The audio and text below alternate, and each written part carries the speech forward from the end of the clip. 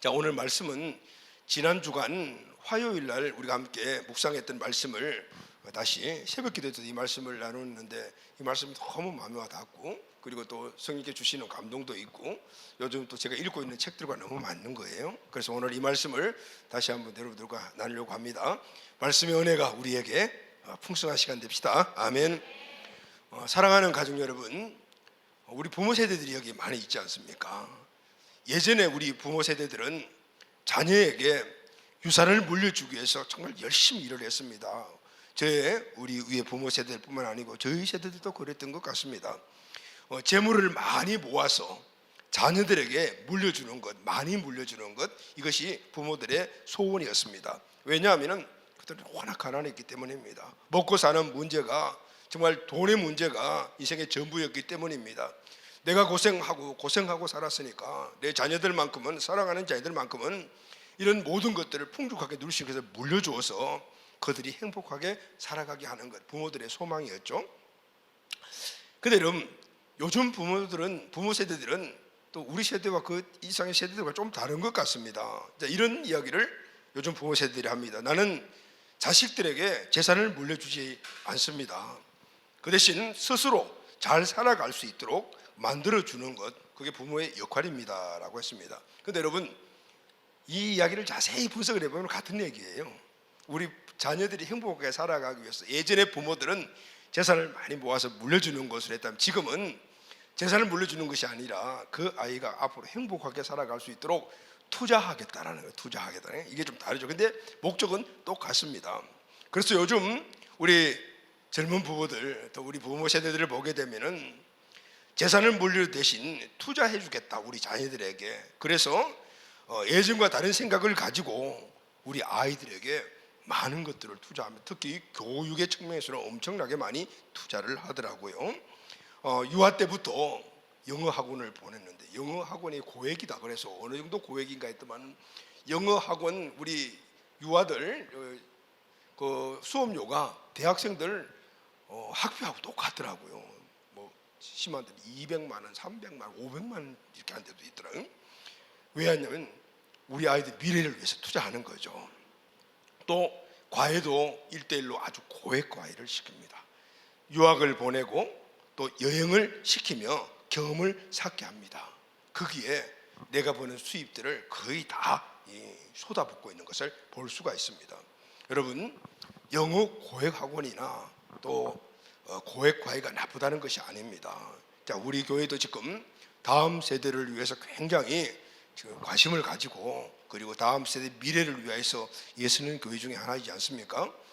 요즘 이제 하나님 주신 그 교육팀 사역들이 정착이 되어 가고 있고, 궁극적인 우리에게 주신 교육팀 사역은 기독교 교육을 가지고 우리 아이들을 정말 요셉과 같이, 다니엘과 같이 그렇게 교육하고 성장시키는 바로 교육 사역을 우리가 지금 하고 있지 않습니까? 이제 발판을 만들고 있어요. 대안학교의 꿈으로 가는 발판을 만들기 위해서 가정 어린이집부터 시작을 했고, 그리고 또 학원을 시작을 하면서 지금 이제 가정 어린이집은 참으로 지금 가정 어린이집들이 지금 이 지역에는 점점 감소되는 추세에 있는데, 우리 교회의 교육 방침, 그리고 거기에서 헌신하고 있는 우리 교사들, 셀 리더들, 그리고 또 교회의 사명과 비전임을 알고 그 일을 감당하기 때문에 이제 한 3년 정도 우리가 적용이 되면서 이 지역에 소문이 나기 시작을 했습니다.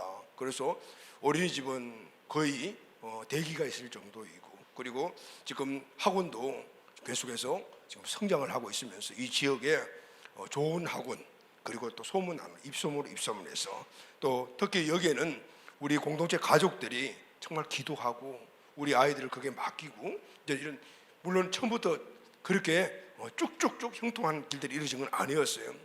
학원을 좀 시작할 때 많은 오해도 있었고, 많은 그런 어떤 그 일들이 뒤에서 막 말로 일어나고 교회를 떠나는 사람도 있었고, 이런 어려움이 있었지만, 그러나 우리는 하나님 주신 그 비전이기 때문에 놓치지 않았을 때 지금 5명의 학원팀 교육 간사들이 똘똘 뭉쳐서 계속 이 커리큘럼을 개발하고 나하고 홍보하고, 거기에 따르는 또 우리 자녀들을 학원에 보낸 우리 부모들이 이 지역에 그 좋은 소문을 내면서 저 학원 가면은 아이들이 변화된다, 그리고 실력이 일어난다, 선생님들이 정말 잘 케어해 준다. 우리의 원래 국적인 목적이잖아요. 그래서 지금 잘 만들어 가고 있습니다. 그런데 어린이집을 운영하다 보니까 아까 우리 영어 고액학원에 제가 이야기를 했잖아요. 지금 이 시대에 영어가 꼭 필요하구나. 왜냐하면 이제 우리의 삶의 특징과 영역이 단지 이 지역 민족이 아니고 열방까지 나아가서 각각의 주어진 정치, 경제, 사회, 문화, 교육 모든 영역에서 영향력을 펼쳐야 되는데 그러려면 영어는 아주 우리나라 말같이 해야 되겠더라고요. 그래서 이 부분들을 앞으로 또 계속 적용해 나가야 되겠구나. 그래서 지금 같이 기도하고 있는 것이 빨리 우리도 영어를 중심으로 교육하는 어린이집을 준비하자. 그래서 우리 아이들이 그런데 영어 학원들이 너무 고액이더라고요. 특히 우리 초점은 우리 교회 우리 아이들이잖아요. 그런데 거기에 정말 초점을 맞추니까 이 고액 가서 우리가 좀 힘드는 거죠. 그래서 우리 선생님들과 함께 이야기가 지금 우리 학원의 교사들이 다 청년공동체 셀리드들이잖아요. 그런데 이들의 그 스펙들이 정말 어디 내놔도 정말 요즘 아이들 말로 빵빵하거든요. 그래서 이 아이들의 마음속에 다음 세대를 세우는데 우리의 탤런트를 사용하자라는 이런 마음들이 지금 보여줘서 이제 언제 할지 모르게 빨리 준비를 해서 국가의 지원을 받지 않는 우리 원래대로 서리 씨와 함께 서리 씨 완비부이 그렇게 그래서 이 부분을 가지고 성품부터 시작해서 실력 그리고 또 헌신과 비전이 갖추어진 이런 아이들을 빨리 우리가 교육하자. 그래서 지금 기도하고 있는데 여러분 많이 기도해 주시기를 바랍니다.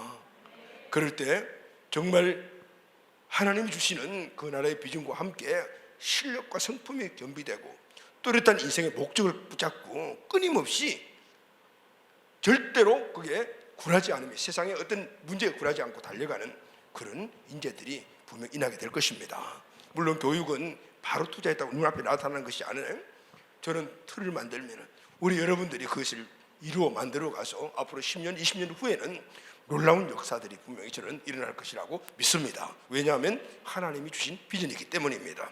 자, 이렇게 요즘 부모들은 자녀들을 이렇게 많은 투자해서 앞으로 자녀들이 사람답게 또 어떤 위치에서 영향력을 갖는 자녀들로 생각하기 위해서 노력을 하죠. 그러다 보니까 자녀의 장래를 위해서라면 법에 접촉을 받지 않는 한 모든 방법을 동원하는 그래서 문제가 생기는 것들 우리가 의식금 통해서 많이 봤잖아요. 자, 이런 모습들을 보면서 저는 내 자녀에게 내가 무엇을 유산으로 물려줄 것인가. 오늘 이 사실이 부모 세대뿐만 아니라 우리 청년 세대도 확실해야 합니다. 왜냐하면 앞으로 가정을 이루고 자녀들이 있게 될 것이기 때문입니다. 오늘 우리가 자녀들에게 무엇을 물려줄 것인가. 자, 이 부분들을 우리가 정말 중요성을 여겨야 할 것입니다. 내 자녀에게 내가 무엇을 물려줘야 하는가. 이제 제가 나이가 들고 보니까요, 나이가 좀 많이 좀 들었잖아요. 나이를 먹은 건지 들은 건지를 모르겠어요. 때는 나이가 많아요, 그죠? 그러니까 이제 부모 세대를 넘었어요. 그러니까 어떠세요? 할아버지 할머니 세대가 된 거죠. 할아버지 세대가 된 거죠. 그러니까 이 생각들이 더 많아지는 거예요. 예전에는 교회도 그냥 전부 자녀들 세대로 생각을 해서 했는데 요즘은 우리 교회 안에 영적 손주들이 얼마나 많아지는지 몰라요. 그러니까 또 내 자신도 보게 되면은 벌써 이미 다 큰 외손주가 2명이나 있고 또 친손주도 있고 그러니 자녀들뿐만 아니라 이 손주에 대한 생각들을 많이 갖게 되더라고요. 이번 주간 지난번 주간이죠.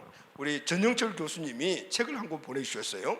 전영철 교수님 여러분 아시잖아요. 지난번 우리가 함께 나왔던 믿음 그 위대한 유산을 찾아서 해서 우리가 특세도 하고 그분을 한번 모시고 세미나를 한번 하고 싶은데 코로나 때문에 지금 못 왔거든요. 이제 5월달이나 좀 지나면 한번 모셔야 될 것 같아요. 근데 이분이 쓴 책 가운데 초보 할배의 8년 육아일기라는 책이 있어요. 초보 할배의 8년 육아일기. 자, 이 책을 보면서 이분이 손주 교육에 대한 부분들을 많이 생각을 하시고 그리고 또 2009년부터 그분의 따님이 미국에 그냥 이민 가서 사시는데 거기서 딸 한 명을 받아서 어떤 여러 가지 상황 때문에 직접 양육을 하신 거예요. 할아버지 할머니가. 왜 할아버지 할머니가 양육하시면서 그 손녀 양육을 한 그때 처음 2009년부터 시작해서 초등학교 2학년까지 약 9년 정도 그렇게 데리고 있었나 봐요. 그때 이 교육에 대한 부분들을 정립시키면서 이 아이를 쭉 키우는 과정을 기록을 했는데 그 요번에 책이 나왔다고 책을 보여주세요. 이 책이거든요. 한번 보여줄래요? 이 책 성경적인 손주교육. 목양실에 이 책이 있으니까 우리 셀리들이 보더만은 손주교육이요? 이렇게 자녀교육이라는 이야기를 많이 듣는데 손주교육이요? 이렇게 얘기를 해요. 그런데 이 책을 쓴 이분이 이런 이야기를 해요. 이분이 손주교육에 대해서 도전을 받은 것이 바로 지난번에 있던 오바마 미국 대통령의 격대교육이라는 그 이야기를 듣고 그래서 분석을 하면서 그렇게 책을 쓰고 여기에서 임상을 한 거죠. 오바마 대통령이 그렇게 훌륭한 분이 될 수 있었던 것들은 그 인생을 보면 굉장히 어렵게 시작을 했대요. 2살에 부모님이 이혼을 하고 그리고 홀로 되어서 이제 외할머니, 외할아버지에게 위탁되어서 성장을 한 거죠. 그런데도 불구하고 외할아버지, 외할머니가 이 아이를 참 잘 키운 거죠. 신앙 안에서. 그래서 그렇게 훌륭한 일을 하는 사람이 되었는데 이 부분들에 대해서 분석해서 우리 전인수 교수님이 바로 이 책을 써요. 성경적인 손주교육, 믿음으로 신앙의 명문관을 이어가는. 지난번에는 믿음의 명문관을 이루자라는 그 책을 우리 읽은까지 다 읽었잖아요. 여러분 이 책도 한번 꼭 읽으시길 바라요. 이제 앞으로 손주가 생길 분들, 우리 청년들도 마찬가지죠. 분명히 앞으로 손주교육이다. 여기 이 책을 보게 되면은 모든 우리 자녀 교육들이 함께 어우러져 있는 걸 볼 수가 있어요. 요즘 100세를 사는 시대라고 우리가 이야기를 하지 않습니까? 그리고 100세 시대를 사는 요즘 대부분이 다 조부모가 됩니다. 예전에는 정말 조부모 찾아보기 어려웠거든요. 그런데 이제는 80, 90대 이렇게 다 사시니까 다 조부모. 그러니까 3대 가족이 함께 있는 거죠. 조부모 역할이 무엇인가? 그래서 좀 이제 나이가 드니까 생각을 좀 해본 거죠. 그냥 용돈이나 주는 좋은 할배 할매에서 머물러야 되는가? 그리고 성경을 봤습니다. 그럼 성경은 그런 이런 부분들에서 어떻게 이야기를 하고 있는가? 성경을 보니까요, 아브라함의 이 가문이 3대가 같이 살았더라고요. 믿음의 조상이라고 일컫는 이 아브라함, 이삭, 야곱 이렇게 3대가 함께 살았던 성경 내용이 나와요. 그리고 아브라함이 죽을 때 나이가, 아브라함이 하나님 보신 말 나이가 175세인데 이때 이삭은 75세, 손자 야곱은 15세였어요. 그러니까 손자가 할아버지에게 15년 동안 영향을 받고 살았어요. 3대가 한 집에 살면서 야곱은 아버지 이삭뿐만 아니라 할아버지 아브라함에게도 영향을 받았던 거죠. 그런데 여기서 참 또 이상한 게 하나 나타나잖아요. 야곱은 쌍둥이, 형제가 아니거든요. 형이 예선데 두 사람이 같은 집안에 태어났어요. 같은 어머니 배에서 태어났습니다. 그리고 똑같이 아버지 이삭 그리고 할아버지 아브라함인데 야곱은 그 이후에 정말 하나님의 큰 은혜 속에서 그리고 이스라엘의 조상이 되었는가 하면은 예수는 어떻게 됐습니까? 이방인의 조상이 되어서 완전히 극명하게 나눠지는 결과를 보게 되잖아요. 자, 이런 부분들에서 성경을 읽으면서 제가 많은 의문점을 가졌어요. 자, 오늘 우리가 함께 나누려고 해요. 이 성경적인 이 손주 교육이라는 이 책에 지금 저도 한 3분 1밖에 못 읽었는데 이게 보게 되면은 여기서 나오는 핵심 원리들이 거예요. 첫째는 조부는 누구인가? 할아버지는 이건 부모가 누구인가라도 동일한 그런 질문 같아요. 믿음과 신앙의 스승이다. 아멘. 믿음과 신앙의 스승이다. 두 번째, 성경적인 손주교의 핵심 가치가 뭐냐?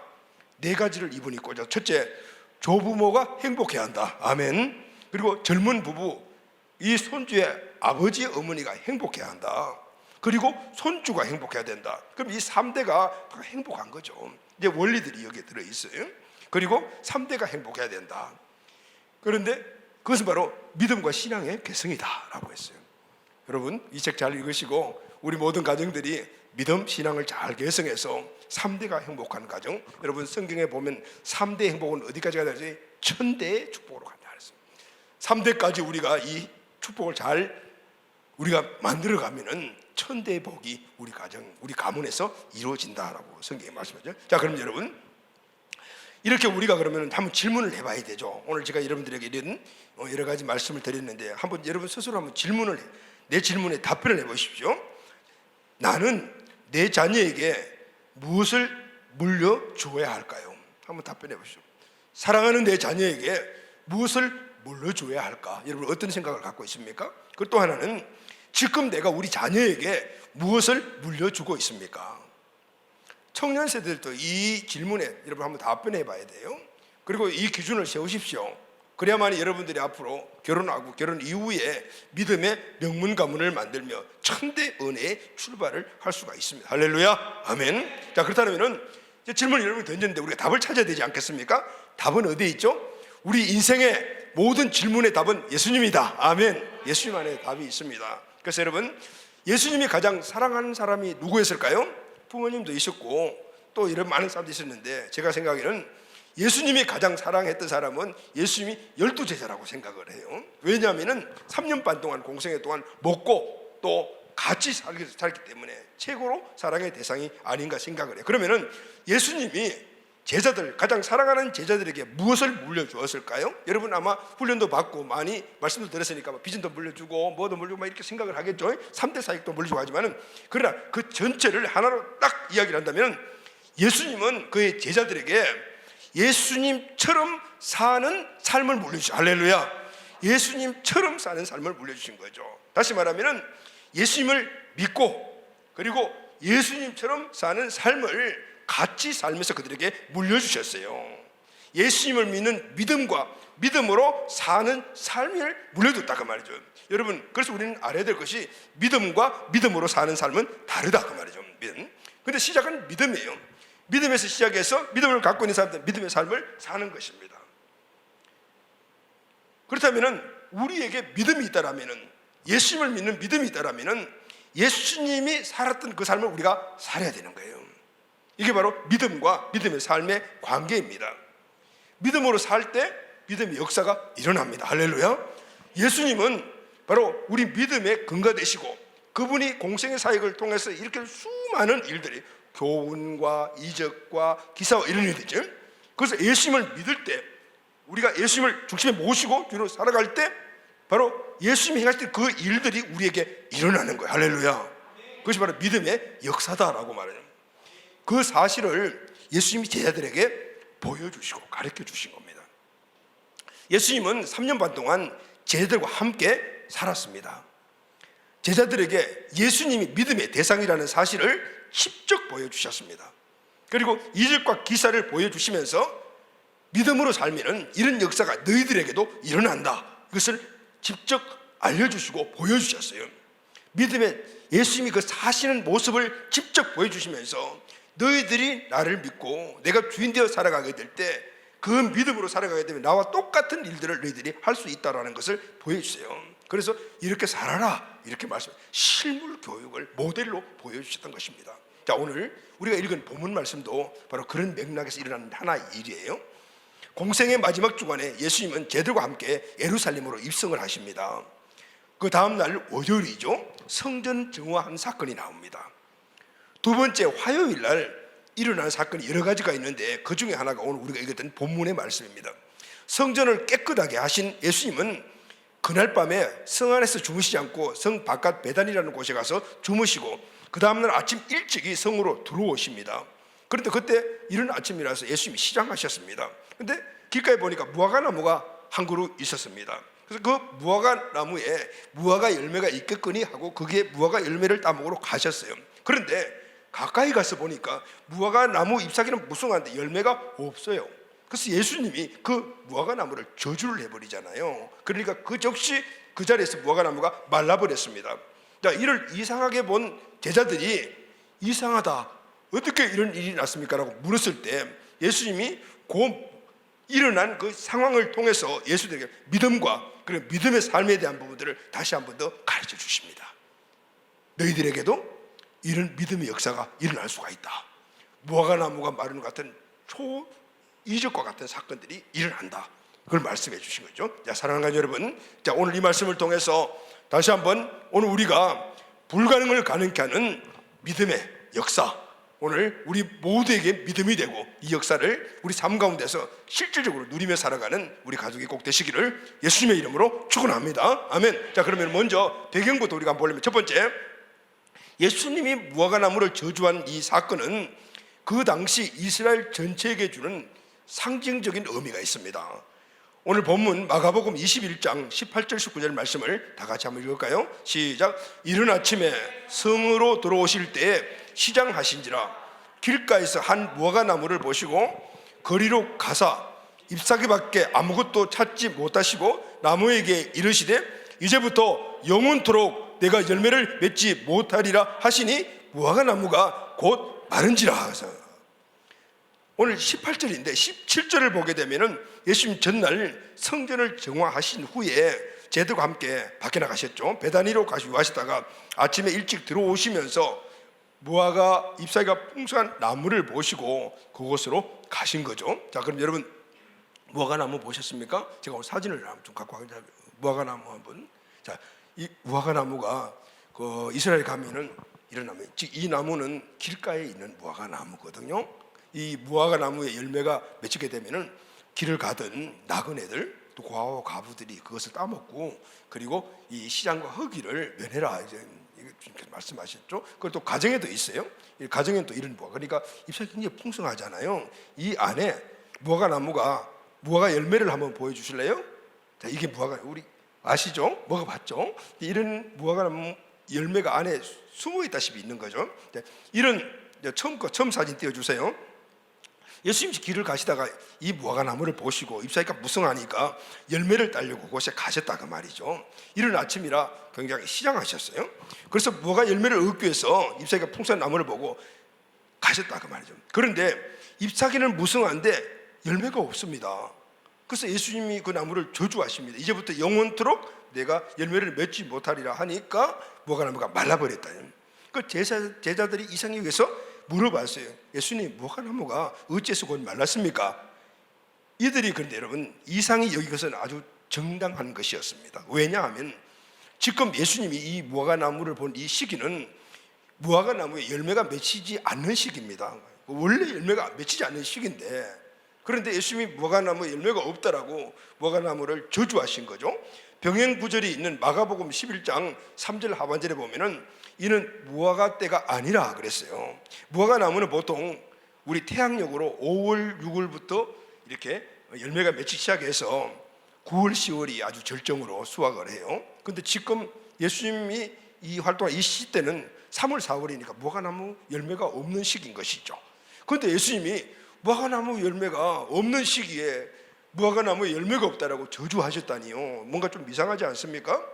그래서 여러분 오늘 우리는 이 예수님의 무화과 나무 저주 사건에 대해서 어떤 그런 상황적으로 보는 것이 아니고 여기에 담겨진 영적 의미를 우리가 보아야 합니다. 예수님은 제자들을 그곳 데리고 와가지고 예수님이 그 무화과 나무에 열매가 없다라는 것을 아셨을까요? 모르실까요? 아시죠. 그럼에도 불구하고 제자들을 데리고 와서 직접 그 모습을 보여주시면서 그 영적 의미를 그들에게 교훈을 하신 것입니다. 다분히 의도적이고 목적이 있었던 것이죠. 열매가 없는 무화과 나무는 지금 그 시절에 이스라엘의 영적 지도자들의 모습이었고요. 이들에게 가르침을 받고 있는 이스라엘 백성들의 영적 상태를 바로 이 무화과 나무를 통해서 비유하신 거예요. 잎사귀만 풍성하고 열매가 없는 것은 외양만 풍성하고 능력을 상실한 그 시대의 종교 지도자들, 대상 서기관, 영적 지도자의 모습이었고, 그의 가르침을 받아서 동일하게 형식주의, 의식주의적인 삶을 살아가는 그런 신앙의 삶을 살아가는 이스라엘 백성 전체를 가리키는 겁니다. 이들의 말로가 어떻게 되는지 아니? 이 무화과 나무같이 곧 말라버릴 것이다. 앞으로 일어날 일들을 그렇게 예언적인 측면에서 보여주신 거예요. 이런 이스라엘의 영적 상태를 직접적으로 잘 보여주는 것이 바로 앞절에 나오는 예수님의 성전을 정화시키는 사건이옵니다. 이 성전 정화 사건을 보게 되면 이스라엘의 그 당시의 영적 지도자들과 이스라엘 백성들의 영적 상태가 얼마나 심각한지, 요즘 아이들 얼마나 삐리한지 그게 딱 나타나는 거예요. 하나님께 예배하고 기도하는 성전이 완전히 시장바닥으로 바뀌어버렸습니다. 유대 지도자들이 성전에서 제사 드릴 제물을 팔게 했어요. 그리고 성전세를 내는 돈을 바꿔야 하는데 환전소를 거기다가 허락을 해서 거기서 남는 몇 프로의 이권을 챙겼다고요. 이들이 성전을 돈 버는 장소로 만들어버린 것입니다. 이런 이스라엘이 하나님의 심판을 받을 멸망하게 될 것은 당연한 거예요. 예수님이 그 모습을 보여주신 거예요. 실제로 이스라엘은 AD 70년에 로마의 공격을 받아서 성전과 그리고 모든 이스라엘 예루살렘 전체가 완전히 회파되어서 멸망을 당해 거기에 살지 못하고 온 세상으로 뿔뿔이 다 흩어집니다. 그리고 그 이후에 2000년도 지나서 겨우 이제 나를 회복을 했는데 그 중간에 일어났던 엄청난 시련은 정말 말로 표현할 수가 없습니다. 그만큼 고통을 당했던 2차 세계대전 때는 600만 유태인들이 나치에서 학살당하는 우리가 너무 잘 알고 있지 않습니까? 이런 생각을 좀 심합니다. 예수님, 좀 심합니다. 하나님, 이렇게 생각할 수가 있습니다. 근데 여러분, 그렇지 않습니다. 이스라엘은 하나님의 언약의 백성입니다. 다시 말하면 모든 나라를 다 하나님이 선택한 것이 아니라 너만 나 백성이야라고 특별하게 선택을 하다. 그래서 그게 율법을 주셨고 약속을 주셨고 예수님도 보내주셨습니다. 다른 어떤 민족이 누리지 못하는 특권을 어마어마하게 많이 주셨습니다. 다른 민족들은 범죄하면 하나님이 그냥 한 방에 그냥 그들을 막 멸하고 바꿔버리고 했는데, 그런데 하나님은 이스라엘이 범죄할 때마다 선제들을 벌써 회개를 촉구하고 계속 권면했어요. 공고를 듣고 듣지 않아도 불구하고 하나님은 뭔가를 자꾸 어떤 이유를 끄집어내고 계속해서 그들에게 심판을 보류했어요. 이만큼 이스라엘 백성을 사랑했어요. 그럼에도 그들은 끝내 불순종했어요. 심지어 구원을 위해 보내주신 예수님한테 배척하고 예수님을 죽이기까지 했어요. 충분히 기회를 주었음에도 불구하고 스스로 그 기회를 흘려보내고요. 그러므로 이들은 심판을 받는 것은 너무 당연한 거예요. 물론 하나님이 그 심판이 끝이 아니었죠. 결국은 회복시켜 주셨지만은 그러나 그 회복 기간 동안에 회복하는 그 기간이 올 때까지 얼마나 큰 어려움을 받은지 몰라요. 그것도 하나님의 사랑이죠, 당연히. 여러분, 오늘 영적 이스라엘로 선택받은 우리도 예외가 아닙니다. 오늘 이 사건이 우리에게 주는 경고가 있습니다. 우리도 이스라엘과 같이 이미 특권을 받았습니다. 수많은 사람들 가운데 또 해서 꼭 집어서 우리를 하나님의 자녀로 삼았다. 하나님의 은혜로 죄와 저주와 멸망 가운데 우리가 구원받았습니다. 그리고 지금은 예수님이, 전능하신 예수님이 나 같은 존재 내 마음속에 오셔가지고 나의 주인이 되어주셔서 나를 인도해 주시고 계세요. 그럼에도 이 큰 은혜를 잃어버리고 살 때가 참 많이 있습니다. 신앙생활을 내 필요를 채우는 데 급급하다.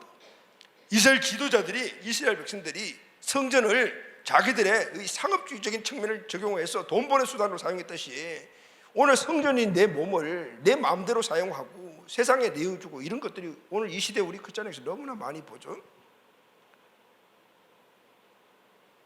이런 상황 속에서 우리는 이스라엘처럼 끊임없이 주님께서 경고를 받습니다. 주님은 늘 돌이키기를 우리에게 권면하고 계시죠. 말씀으로 어떤 상황에서 돌이킬 기회를 주심에도 불구하고 이스라엘처럼 결국은 그 자리에 머물러 있다라면 우리도 예외가 없을 것입니다. 여러분, 세상에 보게 되면 기회가 없어서 망하는 사람이나 실패한 사람은 한 명도 없습니다. 다 기회가 주어져요. 그런데 그 기회를 놓치거나 아니면 패스시켜버리거나 붙잡지 않았기 때문에 결국은 잘못되고 실패하고 망하게 되는 겁니다. 마찬가지로 주님도 우리에게 끊임없이 충분한 기회를 주셔요. 주님은 우리가 망하는 것, 잘못되는 것, 실패하는 것 절대 원하지 않습니다. 주님은 이스라엘이 잘못되는 걸 절대 원하지 않습니다. 그러나 그대로 계속 놔두게 되면은 주님의 장중에 벗어난 그런 실패는 돌이킬 수가 없거든요. 그러니까 주님 안에서 그 실패와 망하는 것을 경험하게 만들고 그래서 돌이켜 만드는데 그것도 어렵다, 힘들다 말이죠. 우리도 예외가 없는 거죠. 그래서 여러분, 기회가 올 때 붙잡아야 돼요. 할렐루야, 아멘. 패시면 안 되는 거예요. 기회가 올 때 무조건 붙잡는 거예요. 그럴 때 우리는 다시 돌이켜 주님이 주시는 놀라운 은혜에 들어갈 수가 있게 됩니다. 고린도후서 6장 2절 하반절에 우리 다 같이 선포하겠습니다. 보라, 지금은 은혜 받을 만한 때요. 보라, 지금은 구원의 날이로다. 아멘, 아멘. 언제요? 지금입니다. 할렐루야, 아멘. 지금입니다. 아멘. 자, 경건의 모양은 있으나 경건의 능력이 없이 하는 이스라엘 지도자들, 이스라엘을 무화과나무 사건으로 경고하면서 교훈하시고 저희들에게 가르쳐 주셨죠. 그리고 경건하게 살지 못하면 경건의 모양은 있지만은 그 능력이 없으면 이렇게 말라비틀어지는 것이다 라고 경고하신 후에 이제 너희들은 경건의 능력으로 살아야 한다. 그 능력으로 살아가는 방법을 지금 다시 교훈을 해 주시죠. 경건의 능력으로 살아 승리하는 삶을 살아가는 방법은 믿음으로 산다라는 거예요. 믿음으로 사는 것이다. 자, 그럼 여러분 다시 한번 이제 본문 돌아가서 믿음이 뭘까요? 믿음은요, 위대한 역사를 일으키는 능력입니다. 할렐루야. 믿음이 뭐냐고요? 믿음은 위대한 역사를 일으키는 능력입니다. 아멘. 무화과나무 저주 사건의 핵심이 뭘까요? 팩트가 뭡니까? 그것은 바로 풍성한 잎사귀가 중요한 게 아니고, 경건의 모양만 있는 그런 것도 중요한 것이 아니고, 열매, 경건의 능력, 알맹이, 이게 중요하다는 거예요. 무화과의 핵심은 잎사귀가 아니고 알맹이다라는, 본문이 말하는 핵심은 잎사귀가 아니고 알맹이다라는 거예요. 능력의 근원 알맹이 예수님이라는, 할렐루야. 아멘. 이 핵심이 있다라면은 능력이 있는 것이고, 핵심이 없다라면은 능력이 없는 거예요. 핵심이 알맹이가 없으니까, 그냥 풍성한 잎사귀만 있으니까 유대인들의 지도자에게는 능력이 나타나지 않았던 거예요. 예수님이 그걸 보여주시면서 너희들은 이 핵심 알맹이가 있어야 된다, 그럴 때 능력이 나타나는 것이다 라고 말씀을 하고 계시는 거죠. 이스라엘의 전체의 중심에 예수님이 없었어요. 잎사귀만 무성한 나무와 같았습니다. 예수님이 중심이 돼야만이 그 능력 있는 삶이 나타나게 되는 건데, 잎사귀만 있으니까 능력이 나타날 리가 없지 않습니까? 예수님은 제자들에게 이 사실을, 무화과 나무를 마르게 하신 이적을 보여주시면서 실물 교육을 딱 하시죠. 너희들은 이스라엘 백성 살지 말아라. 내가 중심이 되어야 한다. 예수가 중심이 되어야 한다. 예수가 중심이 될 때 이 무화과 나무가 이렇게 말라버리는 역사가 지금 일어나지, 그런 역사가 너희들에게 나타나는 거야. 그걸 말씀해 주셨던 거예요. 할렐루야. 예수님이 중심이 되면 위대한 역사가 내 삶 가운데 일어납니다. 예수님이 중심이 되면 엄청난 역사가 내 삶에 일어나게 되는 거예요. 할렐루야. 그래서 예수님이 이렇게 말씀을 하시잖아요. 21절에 보면은 예수께서 대답하여 이르시되 내가 진실로 너희에게 이르노니 만일 너희가 믿음이 있고 의심하지 않으면 이 무화과 나무에게 된 이런 일만 할 뿐 아니라 이 산대로 들려 바다에 던져지라 하여도 그대로 될 것이요. 아멘. 믿음이 있고 의심하지 아니하면 이 무화과 나무에게 된 이런, 무화과 나무가 찢어서 말려 같은 이적뿐만 아니라 저기 보이는 산들을 들려 바다에 던지라면 그대로 될 것이다, 이렇게 말씀을 하십니다. 참으로 놀라운 말씀입니다. 믿음의 능력이 얼마나 큰가 예수님이 직접 말씀을 하셨습니다. 그런데 여러분, 이 사실 믿어집니까? 저 산들을 들어 던져져라 하면 바다에 던져질 것이다. 팔다산 들어 서해 바다에 던질 거야. 여러분 믿습니까? 자, 근데 여러분, 마찬가지예요. 많은 사람들이 이 말씀을 접할 때마다 이건 실제적인 말씀이 아니야, 그렇게 말해요. 단지 믿음을 강조하기 위해서 예수님이 하신 말씀이야, 이렇게 생각하는 경향이 많이 있습니다. 그런데 여러분, 이 말씀 누가 하셨습니까? 예수님이 하셨습니다. 예수님이 하신 말씀에도 불구하고 인간인 우리들이 이걸 부정하는 거예요. 예수님 말씀을, 하나님 말씀을 받아들이지 않던 이스라엘 백성들과 동일하다. 그러니 그 중심에 예수님이 없고, 예수님 말씀이 없으니까 능력이 일어날 수가 있겠습니까? 오늘 이 말씀을 여러분들 우리가 믿지 않다면 우리 삶 안에 기적은 없어요. 예수님이 하나님의 아들이시며 나의 주인이시라면 예수님의 말씀도 실제적인 사실을 우리가 받아들이고 믿어야 돼요. 할렐루야. 우리에게 주님의 말씀을 의심하지 않는 믿음이 있다면 산을 명하여 옮겨지라 해도 옮겨진 역사가 일어날 수 있음을 확신해야 돼요. 할렐루야. 마태복음 17장 20절을 우리 다 같이 한번 선포하겠습니다. 이르시되 너희 믿음이 작은 까닭이니라 진실로 너희에게 이르노니 만일 너희에게 믿음이 겨자씨 하늘만큼만 있어도 이 산을 명하여 여기서 저기로 옮겨지라 하여도 옮겨질 것이요 또 너희가 못할 것이 없으리라. 여러분 믿습니까? 아멘. 아멘 하면 이 말씀이 내 말씀이 되는 거예요. 주님은 믿는 자에게는 능히 하지 못할 일이 없다, 불가능이 없다라고 말씀하셨어요. 마가복음 9장 23절 시작. 예수께서 이르시되 할 수 있거든이 무슨 말이냐, 믿는 자에게는 능히 하지 못할 일이 없느니라 하시니라. 여러분 이 말씀 믿습니까? 아멘.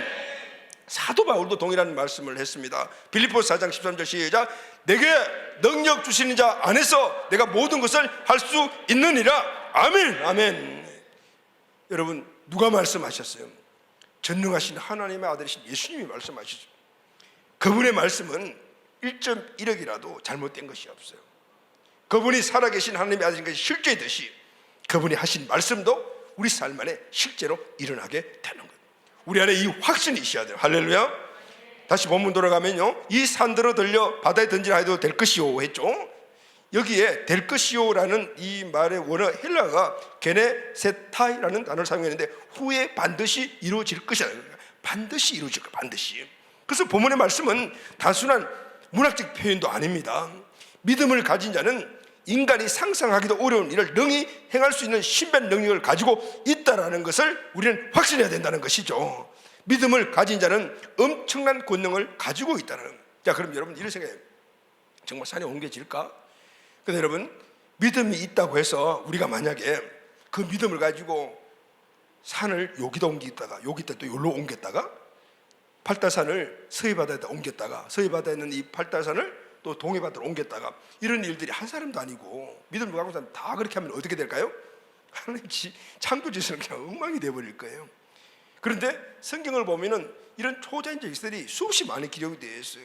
홍해가 갈라지고 요단강이 갈라지고 여리고성이 무너지는 이런 사실이 오늘 성경에 지금 역사하고 일어나고 있어요. 그러나 이런 보편적인 이런 사항들을 이 말씀해 준 의미는 의심하지 않는 확신에 찬 믿음은 산을 옮길 수 있는 능력이 있어서 내가 정말 불가능하다고 여기는 것도 분명히 해결될 수가 있다라는. 할렐루야. 오늘 이게 믿음인 거예요. 그래서 믿음을 가졌다는 것은 기적을 일으키는 능력을 가졌다는 거예요. 사랑하는 여러분, 여러분의 중심이 예수님이십니까?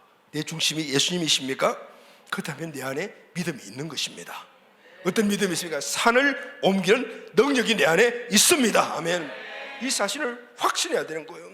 그래야만 이 확신에서 내 삶 안에 불가능을 가능케 하는 역사가 일어나게 되는 것입니다. 아멘. 자, 그럼 이 능력이 내 삶 안에서 어떻게 역사할까요? 내 삶에서 어떻게 실제로 일어날 수 있을까요? 자, 이제부터 믿음을 갖고 있다라면 그 믿음으로 살아야 합니다. 할렐루야. 아멘. 세 번째, 믿음으로 살 때 위대한 믿음의 능력이 내 삶 안에 나타나게 됩니다. 아멘. 내가 믿음을 가졌다고 해서 그 믿음의 능력이 그냥 자동적으로 내 삶에 나타나는 것이 아니다, 그 말이에요. 능력을 가졌다고 산이 옮겨지는 역사가 지금 바로 내 눈앞에서 일어나는 것이 아니다, 그 말입니다. 믿음을 가졌다고 불가능한 일들이 바로 해결되는 것이 아니다라는 것입니다. 우리가 하나님 믿습니다. 하나님 믿습니다. 기도하잖아요. 근데 믿습니다. 하루 종일 365일 기도해도 역사가 안 일어나요. 이제부터 그 믿음을 가지고 살아나가야 돼요. 할렐루야. 아멘. 믿음의 역사는 믿음으로 살 때 나타납니다. 그러면은 믿음으로 사는 것은 무엇을 의미하는 것일까요? 예수님이 무화과나무에게 이제부터 영원토록 내가 열매를 맺지 못하리라고 말씀을 하셨죠. 무화과나무에게 마음 안에 있는 예수님 마음 안에 그 믿음을 선포한 거예요. 그러자 무화과나무가 그 자리에서 바짝 말라버렸습니다. 예수님은 오늘 무화과나무를 마르게 만드는 이 믿음을 마음에 품고만 계신 것이 아니고 직접 그곳에 가셔서 그리고 의지적으로 오늘 그것을 선포함으로 드러내셨다, 그 말이에요. 선포하신 거예요. 믿음을 품고만 있는 것이 아니고 믿음으로 사셨다, 그 말. 할렐루야. 아멘. 이때 믿음대로 무화과나무가 그대로 말라버리는 역사가 일어났던 것입니다. 믿음의 역사가 믿음의 삶을 살 때 나타났던 겁니다. 마태복음 21장 22절 말씀을 다 같이 선포하겠습니다. 시작. 너희가 기도할 때 무엇인지 믿고 구하는 것을 다 받으리라 하시니라. 여기 보면은 믿고 구하고, 이 말씀의 순서가 있는, 믿고 구하고, 믿는 것이 먼저고 그리고 구하는 것, 행동으로 옮기는 것, 액션하는 것 두 번째라고 하면, 너희 안에 믿음이 있느냐, 능력이 있느냐, 여기서 시작되죠. 있다. 아멘. 능력이 있다고 해서 내 삶에 그 능력이 나타나는 건 아니다. 이제부터 기도해야 된다, 구해야 된다, 움직여야 된다, 행동으로 옮겨야 된다는, 믿음으로 살아야 된다. 할렐루야. 그때 일어나는 믿음이 있다면 그 믿음을 믿고 구하는 삶을 살아야 한다. 그래야 그 믿음의 역사가 내게 나타날 것이다. 능력이 있다면 그 능력을 믿고 구해라. 능력대로 살아라. 아멘. 그 능력이 내게 나타날 것이다. 이게 예수님 하신 말씀이에요. 믿음의 역사는 믿음으로 살 때, 믿음으로 내 삶을 살아나가게 될 때 내 삶 안에 그 믿음의 역사가 일어나는 거예요. 산을 옮길 것 같은 믿음의 확신이 있다고 해서 내 삶의 산이 옮겨지는 것이 아니고 불가능이 가능하게 되는 것이 아니고, 오늘 그 불가능 앞에서 산을 옮기는 삶을 살아가게 될 때 산이 옮겨지게 되는 거예요. 아멘. 야고보 사도가 이 말씀을 하셨습니다. 야고보 2장 20절 보면은 영혼이 없는 몸이 죽은 것 같이 행함이 없는 믿음은 죽은 것이라고 그래서 믿음과 행함은 하나라고 해요. 하나예요. 그런데 믿음이 먼저, 진리가 먼저, 하나님 말씀이 먼저, 그리고 그것을 행동으로 옮겨야만이 그 말씀이 준 은혜, 능력, 축복 모든 것들이 그대로 이루어진다. 왜 믿음이 있는데 믿음이 능력이 나타나지 않을까? 행함이 없기 때문에, 그 믿음대로 살지 않기 때문입니다.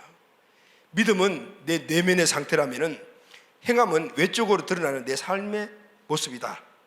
내 삶의 내면에 있는 믿음의 역사가 있나라면은 그 믿음으로 내가 살아야 한다. 노력해야 한다. 믿음대로 살지 않으면은 아무리 산을 옮기는 큰 믿음이 내 안에 있다 해도 산을 옮기지 않는다. 불가능이 돌파되지 않는다.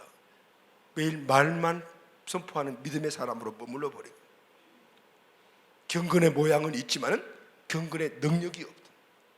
이스라엘의 지도자들과 똑같은 모습이에요. 자, 그럼 여러분 여기서 우리가 이제 마지막 숙제가 아니죠. 왜 믿음으로 살지 못할까요? 왜 믿음으로 살지 못할까요? 오늘 21절 중반절에 보면은 만일 너희가 믿음이 있고 의심하지 아니하면이란 말이 나와요. 왜 우리가 믿음의 삶을 살지 못하면 이 의심 때문에 믿음의 삶을 살지 못한다. 이 의심하다라는 말의 헬라어가 디아크리테테라는 단어를 사용했는데 자신의 생각으로 판단한다라는 뜻을 가지고 있어요. 그러니까 자기 주관적인 판단으로 생각한다. 자기 주관적인. 이 다이크리테테라는 이 단어의 시제가 일시적인 동작을 나타내는 가정법 과거라는 이 시제인데 이런 말이에요. 자, 믿음으로 지금 내가 막 살아가고 있잖아요. 돌파하고 살아가고 있는데, 그리고 행동으로 막 지금 옮겨지고 있는데 순간적으로 의심이 탁 드러나는 거죠. 그래서 나를 꽉 붙잡아요. 그걸 멈추다 하는 거죠. 그래가지고 주저앉아 버리거나 포기한 사람이 있는가 하면은 그걸 또 일어나서 또 가는 사람들, 또 가다 보면 또 순간적으로 의심이 탁 일어나는 거죠. 의심이 뭐죠, 여러분? 내 주관적인 생각인 거예요. 아, 뭐 이렇게 살아야 되나? 이렇게 그냥 맞는 거야 이게? 이거 너무 힘들지 않아? 그런 생각이 떠오르는 거죠. 내가 이거 뭐 하고 있어? 그러면은 멈칫 하는 거죠. 그런데 여기서 이기는 사람이 있고 이기지 못하는 사람이 있는 거죠. 그래서 여러분 우리는 바로 디아크리테테 의심 이겨야 돼요. 할렐루야. 이걸 이겨야 돼요. 그럼 어떻게 이겨죠, 여러분? 이 이기는 건요, 우리의 인격적인 전체적으로는 지성과 감정과 의지가 있잖아요. 지성은 지식을 받아들이는 영역이에요. 그러면 이걸 동의하는, 아 맞다, 이거 맞아, 내가 해야지. 감정은 그것을 더 빌드업 시키는 거죠. 맞아, 해야지. 그래서 막 기쁨으로 시작을 하는데 그때부터 이것을 실천을 하는 것은 내 의지적인 영역이에요. 믿음으로 막 살아가다가 의심, 내 주관적인 생각, 내 생각이 또 오를 때 그럼 멈칫하거든요. 오늘 이걸 이기며 나가는 방법이 뭘까요? 이 의지, 태도의 영역에 속하는 것이기 때문에 내가 결정해야 돼요. 어떻게 결정해야 돼요? 각오와 결단이 있어야 돼요. 똑같이 이삭의 아들로 태어난 야곱과 에서, 야곱은 복의 근원이 됐고 이삭은 이방인이 되어버려요. 에서는 이방인이 되어요. 뭘죠? 이 영역에 속하는 거예요. 끈질긴 집념의 사람 야곱은 장자권을 선택해서 밧다나람에 가서 일하는 그 모습이 성경에 나와 있잖아요. 얼마나 끈질깁니까? 여러분, 오늘 우리가 믿음의 삶을 살아나가게 될 때 우리에게는 내 생각, 내 관념, 이런 의심들이 생길 때 우리는 먼저 각오해야 돼요. 무슨 각오를 해야 돼? 죽을 각오를 해야 돼. 할렐루야. 아멘. 그리고 각오했다면 죽을 결단을 하고 그 일을 실천해 나가야 돼요. 그래야만이 믿음의 역사가 우리 삶 안에 기적같이 일어난다, 그 말이에요. 그냥 일어나는 것이 아니라 이거 우리의 의지 영역이 되는 거예요. 제가 요즘 아까 이 책 말고 또 한 책을 하나 읽고 있는 게 있는데요. 그게 왕의 재정이라는 책인데, 예전에 우리가 왕의 재정 1권 다 한번 읽었잖아요. 영상도 보고 그 재정에 대한 부분들을 성경적으로 말씀하시는 김미진 강사의 그 책을 읽었는데 이번에 2권이 나왔더라고요. 내가 책 어디 선물 주려고 사러 갔더니 2권이 있어서 그 1권은 선물하고 2권은 내가 이제 읽었는데 보니까 그 책의 내용, 그 책은 1권은 원리를 이야기를 했고 2권은 그렇게 살았던 삶의 실제적인 감정을 그게 많이 수록을 했어요. 그 책에 이제 이런 내용이 나와요. 정말 거룩한 부자가 되고 싶은가? 부자가 되는 방법은 간단하다. 자, 여러분 부자 되고 싶으세요? 아멘.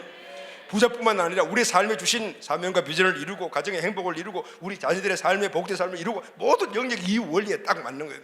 그게 뭐냐면요, 부자가 되고 싶은가? 부자가 되는 방법은 간단하다. 부자 되는 원리를 알고 그 원리대로 살아내는 것이다. 할렐루야 하면 굉장히 이 책을 읽으면서 오늘 막 부자로 원리대로 살아나가 아니고 살아내는 것이다. 한번 따라해 봅시다. 살아내는 것이다. 살아내는 것이다. 믿음도 살아내는 것이다. 아멘. 행복도 행복의 원리 할 때면 행복의 원리대로 살아내는 것이다는 거예요. 살아내는 것이다. 먼저는 부자가 되는 원리를 알아야 돼요. 부자에 대한 이야기를 하는 게 아니고 믿음의 원리를 제가 이야기를 하고, 여러분 부자 되십시오. 아멘. 그리고 모든 영역에서 믿음의 원리로 여러분들 꼭 승리하시기를 바랍니다. 부자가, 이 책에 보면 부자가 되는 원리를 먼저 알아야 한다. 그리고 그 원리대로 사는 것이 아니고 살아내어야 한다라고요. 살아내는. 그런데 부자가 되는 그 원리대로 사는 것은 쉽지 않다. 그래서 살아내는 것이다라고. 살아내는 것이다. 그게 뭐냐면은 먼저 사고를 뜯어 고쳐야 된다. 그리고 사고를 뜯어 고치면 행동이 변화된다는 거예요. 부자가 되는 사고로 지금 내가 갖고 있는 이 거지근성이나 이런 것들을 바꾸고, 부자의 사고를 바꾸고, 그리고 뜯어낸 그 사고대로 내가 직접 살아가야 되는데 그 살아가는 삶을 살아내는 것이다. 그때 우리 인생이 송두리째 변한다라고 했어요. 그런데 그 사고와 행동의 원리는 누가 만들어주는 것이 아니고 내가 만드는 것이 아니라 주님의 방법이다. 말씀으로 주는 것이다 라고 말씀 주는 거예요. 그 말씀으로 주는 부자가 되는 그 원리를 사는 것은 힘드니까 사람들이 포기해버려서 중간에 가다가 어떤 문제가 생겼을 때 그것을 돌파해 나가지 못하고 포기해버린다. 그러나 살아내는 사람은 결국은 승리한다. 살아내서. 그리고 그게 많은 간증들이 나와 있는데 그 간증들을 읽으면서 마음이 참 많이 와닿더라고요. 살아내는 게 힘들지만 살아내면은 분명히 승리다. 그 중에 이런 분이 있었어요. 조그만 사업을 하시는 분이었어요. 근데 이분이 교회 헌금도 많이 하고 그렇게 충성스러운 분이었는데, 그런데 점점 빚이 쌓여가지고 조그마한 사업을 했는데 20억을 빚을 졌대요.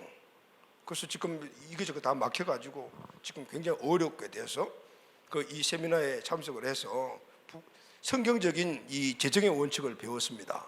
그 성경적인 재정의 원칙은 어떤 원칙이냐면은 말씀에 근거해서 첫째, 빚을 갚아라, 빚을 지지 마라, 그리고 온전한 11조를 해라, 교회의 모든 사역에 적극 섬겨라, 이웃을 도와라, 이제 이런 내용들이에요. 같이 보면은 핸드북에도 보면.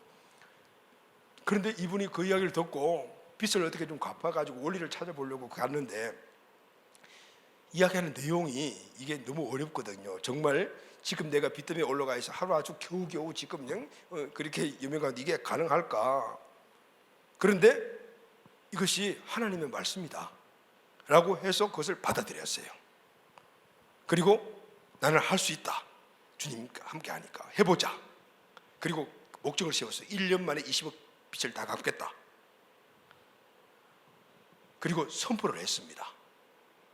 그리고 살아내기 위한 방법을 계획을 했어요. 그게 뭐냐면은 단돈 1천이라도 생기면은, 만이라도 생기면은 빚부터 갚는다.